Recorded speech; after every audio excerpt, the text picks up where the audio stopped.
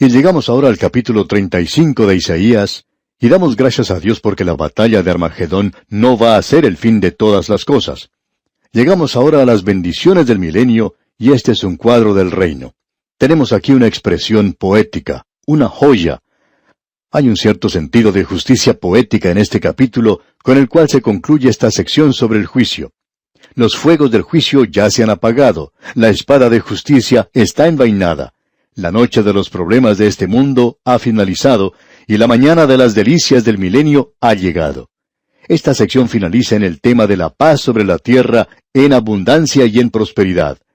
El método de Dios ha sido el de pasar a través del sufrimiento a la paz, a través de la noche a la mañana, a través del juicio a la salvación, a través de las lágrimas al gozo de la mañana. La calma de este capítulo es un contraste con las tormentas del juicio de los últimos capítulos que acabamos de observar. De esos capítulos que lo precedían, podemos decir como dice el escritor de Cantar de los Cantares, ha pasado el invierno y las flores aparecen sobre la tierra. Tenemos ante nosotros ahora 3 secciones. En los primeros 2 versículos, la tierra material será restaurada y la maldición del pecado será quitada del cuerpo de esta tierra. En los versículos 3 al 9, el cuerpo del hombre será renovado. Esta es el alma de la tierra, la humanidad. Luego, en el versículo 10 tenemos que los miembros de la familia de Dios regresarán a Sión, y aquí tenemos el espíritu de la tierra. Veamos esto, leamos el primer versículo de este capítulo 35 de Isaías. Se alegrarán el desierto y la soledad, el yermo se gozará y florecerá como la rosa. Los desiertos de este mundo en la actualidad no están disminuyendo en su tamaño. Lo que en realidad sucede es que se hacen cada vez más grandes. Las sequías y la erosión de este suelo están apresurando el proceso hoy, y la contaminación ambiental está llenando esta tierra. Todo eso cambiará completamente en el milenio. Toda la contaminación ambiental será quitada. También será quitada la maldición del pecado. Y tendremos entonces esta maravillosa declaración de este primer versículo donde dice, se alegrarán el desierto y la soledad, el yermo se gozará y florecerá como la rosa. Ese es el cuadro del futuro de esta tierra. Luego leemos en el versículo 2, florecerá profusamente y también se alegrará y cantará con júbilo. La gloria del Líbano le será dada, la hermosura del Carmelo y de Sarón. Ellos verán la gloria de Jehová, la hermosura del Dios nuestro. El apóstol Pablo nos dice allá en su epístola a los romanos que toda la creación gime a una y a una está con dolores de parto hasta ahora. En el milenio, la creación toda se regocijará. En el versículo 3 vemos que también el hombre será renovado, porque la creación está esperando que nosotros recibamos cuerpos nuevos. En los versículos 3 y 4 de este capítulo 35 de Isaías leemos, fortaleced las manos cansadas, afirmad las rodillas endebles. Decid a los de corazón apocado, esforzaos, no temáis. He aquí que vuestro Dios viene con retribución, con pago. Dios mismo vendrá y os salvará. En medio de las tormentas de juicio, el pueblo de Dios puede regocijarse porque ellos saben que Dios vendrá y los salvará. La iglesia tiene además el gozo de nunca experimentar ese período de la gran tribulación. Luego se nos dice en los versículos 5 y 6, entonces los ojos de los ciegos serán abiertos y los oídos de los sordos se abrirán. Entonces el cojo saltará como un ciervo y cantará la lengua del mudo, porque aguas serán cavadas en el desierto y torrentes en la soledad. Las enfermedades y el sufrimiento y toda la aflicción es un resultado del pecado del hombre. Todo eso, amigo oyente, será quitado en el milenio. Ahora en el versículo 7 de este capítulo 35 de Isaías leemos, el lugar seco se convertirá en estanque, y el sequedal en manaderos de aguas, en la morada de chacales, en su guarida será lugar de cañas y juncos. ¡Qué cuadro más hermoso el que tenemos aquí, amigo oyente! Y luego en el último versículo de este capítulo 35 de Isaías, el versículo 10 leemos, y los redimidos de Jehová volverán, y vendrán a Sión con alegría, y gozo perpetuo será sobre sus cabezas, y tendrán gozo y alegría, y huirán la tristeza y el gemido. ¿Puede usted, amigo oyente, pensar en algo mejor que eso? Y así finaliza esta sección en la cual nos encontramos. Usted puede repetir lo siguiente, Apresura, oh Salvador, la hora de tu regreso. No te demores, para que los que vivimos no abandonemos la esperanza. No te demores, para que la tierra no padezca como el infierno, y para que tu iglesia no se derrumbe al polvo. Oh, apresura ese gran día de resurrección, cuando los sepulcros que reciben lo que se corrompe y retienen nada más que el polvo, podrá regresar a las gloriosas estrellas y los soles. Ese clamor desolado, ven, toda la creación dice, ven, ven Señor Jesús, porque el anhelo ardiente de la creación es el aguardar la manifestación de los hijos de Dios. Y amigo oyente, deseamos finalizar con esta expresión. Dios mediante, en nuestro próximo programa, vamos a continuar con nuestro estudio en el capítulo 36 de Isaías, que trata de la gran sección histórica del libro de Isaías. Mientras tanto, le aconsejamos, como lo hacemos con frecuencia, que usted lea el capítulo 36 de Isaías y se familiarice con su contenido. Que la gloriosa esperanza de estar un día con el Señor sea el aliciente de una vida de comunión con Dios. Hasta pronto, y que el Señor le bendiga. En esta sección que nos toca estudiar, amigo oyente, en este libro de Isaías, encontramos un cambio muy notable en su mensaje. Esta es la segunda gran división de Isaías, y esta sección es muy diferente a la anterior, y también se diferencia mucho de la siguiente. Esta sección nos llevará a un alto nivel en cuanto a la profecía, y luego baja hacia el informe de la historia. Aún el tipo de lenguaje que se usa es diferente. Hasta el capítulo 35 nos encontrábamos con un lenguaje poético. En los capítulos 36 al 39 tenemos un lenguaje de prosa. Y luego, comenzando otra vez con el capítulo 40, una vez más tendremos una sección poética. Este interludio histórico nos muestra una bifurcación exacta del libro de Isaías. En la primera sección, como ya hemos visto, teníamos el juicio. Eso era algo muy importante, el gobierno de Dios y el método por el cual Dios juzga. Ahora, cuando entramos a la última sección, veremos la gracia de Dios y ya no será el juicio. Ahora es salvación, y vamos a ver eso cuando lleguemos a esos capítulos. Pero aquí tenemos 4 capítulos que están incrustados, por así decirlo, entre estas dos divisiones principales. Y hay veces en que nos preguntamos, ¿por qué ha sido colocado aquí? Lo interesante es que esto también ocurre en otros lugares. Y el profeta Isaías lo repite aquí. ¿Por qué? Bueno, hay varios hechos importantes que debemos mencionar al considerar esta porción histórica. Por ejemplo, lo primero que queremos decir es que la historia sagrada y la historia secular no son lo mismo.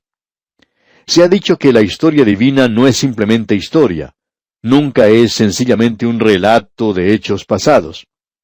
Esto quiere decir que hay grandes verdades espirituales cobijadas aquí en la historia sagrada, que solo pueden ser vistas con los ojos de la fe. El Espíritu Santo debe enseñarnos aquí el propósito divino al registrar la historia bíblica. Quisiéramos sugerir que hay varias razones para esto. Estos incidentes pueden parecer demasiado insignificantes para el historiador y quizá demasiado nacionalistas, porque esto solo pertenece a la nación de Israel, y sin embargo, esto tiene relación con los grandes sucesos mundiales, porque lo que se ha registrado aquí demuestra un cambio tremendo en realidad en la historia del mundo. Ahora, la segunda cosa que sugerimos y que notamos aquí es la siguiente. Vemos en esta sección la transferencia de poder mundial de la nación de Asiria a Babilonia, y Babilonia fue el primer gran imperio mundial, y señala el comienzo de los tiempos de los gentiles. Fue en realidad una verdadera amenaza para el pueblo de Dios. Y aún tenemos otra cosa que decir. Esta sección es un registro de un hijo de David que fue acosado por los enemigos y quien estuvo al mismo borde de la muerte, pero fue librado de eso y continuó reinando. Creemos que esto señala a otro gran hijo de David, quien fue acosado por los enemigos cuando vino a este mundo, fue entregado a la muerte, resucitado de entre los muertos y que vendrá otra vez a reinar. Esto hace de esta porción una sección muy interesante en las Escrituras.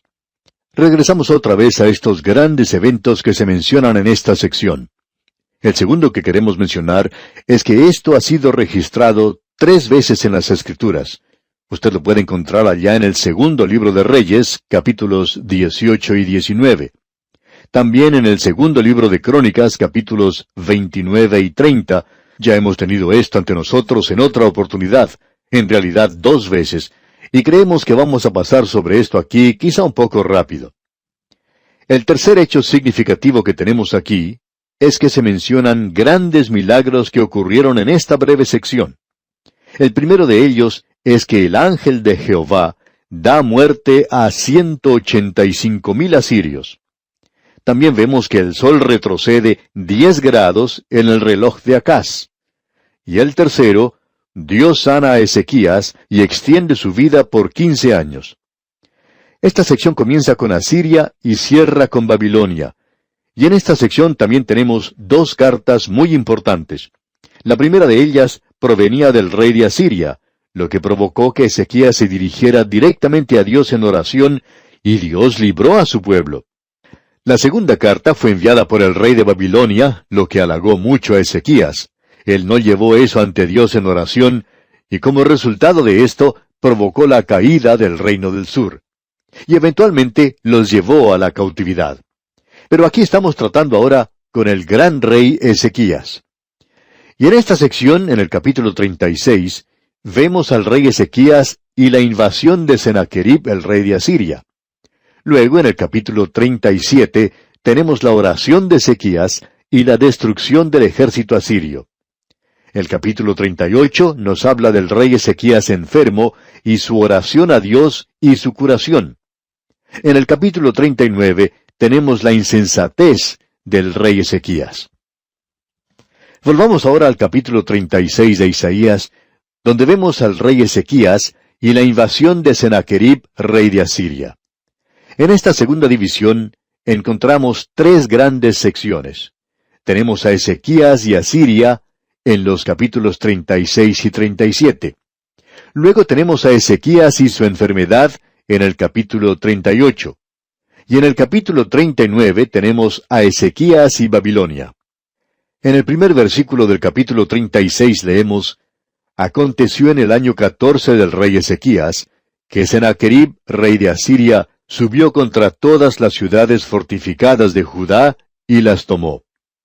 Ya hemos pasado en otra oportunidad por esta misma sección o época del reino de este hombre, comenzando con Jotán, y luego tuvimos a Acaz, y ahora Ezequías, y todo comenzó con la muerte de Uzías. Así es que ahora hemos llegado al rey Ezequías, quien probablemente fue uno de los grandes 5 reyes de Judá. Durante su reino tuvo lugar un avivamiento. Acaz, Josafat, Joás, Ezequías y Josías. Ya hemos visto esto allá en el libro de Crónicas en especial, y allí vimos que Ezequías fue en realidad un gran rey. Comenzó a reinar Ezequías siendo de 25 años. Leemos allá en el segundo libro de Crónicas, capítulo 29, los primeros 2 versículos. Y dice: comenzó a reinar Ezequías siendo de 25 años, y reinó 29 años en Jerusalén. El nombre de su madre fue Abías, hija de Zacarías. E hizo lo recto ante los ojos de Jehová, conforme a todas las cosas que había hecho David su padre. Aquí tenemos un cuadro también del rey de Asiria, Sennacherib, quien cayó como una inundación del norte. Él se había apoderado de cada nación que encontraba en el camino, y ensoberbecido por las victorias, llega a Jerusalén. Y por supuesto que él esperaba que ésta cayera como habían caído las otras naciones. Naturalmente el rey Ezequías estaba atemorizado, y aun cuando un avivamiento tuvo lugar durante su reino, él era, según opinamos nosotros, un rey débil, porque él intentó evitar la invasión de Jerusalén sobornando al rey Sennacherib. Eso se nos dice allá en el capítulo 18 del segundo libro de Reyes, en el versículo 16, donde leemos: Entonces Ezequías quitó el oro de las puertas del templo de Jehová y de los quiciales que el mismo rey Ezequías había cubierto de oro, y lo dio al rey de Asiria. Con eso, él pagaba lo que el rey Sennacherib estaba demandando. Eso no servía de nada porque el ejército de Asiria estaba a las puertas de Jerusalén ahora, y ese pago no ayudaba para nada. Y eso no es algo nuevo, ¿verdad, amigo oyente? Hay otras naciones que han seguido una política débil de la misma manera. Han utilizado el dinero para comprar amigos a través del mundo. Y sin embargo, después de un lapso de tiempo, ya no tienen amigos. Uno no los puede comprar de esa manera, amigo oyente. El problema es que el verdadero amigo a quien Ezequías finalmente tuvo que acudir, tuvo que volverse, nosotros no hemos aprendido a confiar todavía y por supuesto nos referimos al Señor. Ahora en el versículo 2 de este capítulo 36 de Isaías leemos: Y el rey de Asiria envió a Rabsaces con un gran ejército desde Laquis a Jerusalén contra el rey Ezequías, y acampó junto al acueducto del estanque de arriba, en el camino de la heredad del lavador. El gran general Rabsaces se acerca a la ciudad y acampa fuera de la puerta de Jerusalén. Él está tratando de atemorizar al rey Ezequías y al pueblo de Jerusalén para que éstos se rindieran. Ezequías entonces envía una delegación para que converse con el general. Y dice en los versículos 3 y 4, Y salió a él Eliaquim, hijo de Hilcías, mayordomo, y Sebna, escriba, y Joa, hijo de Asaph, canciller, a los cuales dijo el Rabsaces: Decid ahora Ezequías, el gran rey, el rey de Asiria, dice así: ¿Qué confianza es esta en que te apoyas? Este hombre Rabsaces, en una forma muy arrogante, expresa su sorpresa de que el rey Ezequías tenga la intención o la osadía de resistirse, y quiere conocer el arma secreta que posee y sugiere, en primer lugar, que puede ser Egipto, y él trata con todas estas posibilidades. Y luego las deja de lado como inservibles. En primer lugar, él pregunta: ¿están confiando en Egipto? Él dice: he aquí que confías en este báculo de caña frágil, en Egipto, en el cual si alguien se apoya, se le entrará por la mano y la atravesará. Y en realidad Ezequías estaba confiando en Egipto, pero él no iba a recibir ninguna ayuda de esa parte. En ese sentido, este hombre Rabsaces tenía razón. Y luego él sugiere otra cosa. ¿Es cierto que estás confiando en tu Dios? Y él dice: ¿no sabías, Ezequías, que todos los lugares altos han sido destruidos ya? Amigo oyente, usted se da cuenta que Rabsaces no tenía un discernimiento espiritual. Él no sabía distinguir las cosas. Él pensaba que era lo mismo adorar allá en esos lugares, en las colinas, donde los paganos habían levantado altares, y él opinaba que eso era lo mismo que adorar al Dios viviente en Jerusalén. Él pensaba que este hombre estaba destruyendo la adoración de la gente, y por tanto ellos ya no tenían ningún Dios en quien confiar. Amigo oyente, hoy hay muchas personas que no tienen discernimiento. De vez en cuando alguna persona dice, o recibimos una carta en la cual nos dice: bueno, después de todo, todas las iglesias son lo mismo, todas están dirigiéndose en la misma dirección. Esta gente es igual que ese hombre Rabsaces de quien estamos hablando aquí. No parece saber que existe alguna diferencia. Pues bien, él cometió una equivocación aquí. Y la tercera posibilidad sugerida por Rabsaces nos revela la actitud arrogante de los asirios. Podría existir la débil posibilidad de que Ezequías estaba confiando en sus propias fuerzas e imperio para defender a la ciudad. Y esto es lo que dice aquí en el versículo 8 de este capítulo 36 de Isaías. Ahora pues, yo te ruego que des rehenes al rey de Asiria, mi señor, y yo te daré 2000 caballos, si tú puedes dar jinetes que cabalguen sobre ellos. Él está diciendo: bien, para hacer las cosas más fáciles, nosotros les vamos a dar a ustedes 2000 caballos, y esto nivelará un poco las cosas, pero aún así, ustedes no van a poder ganar. Y luego sugiere una cuarta posibilidad.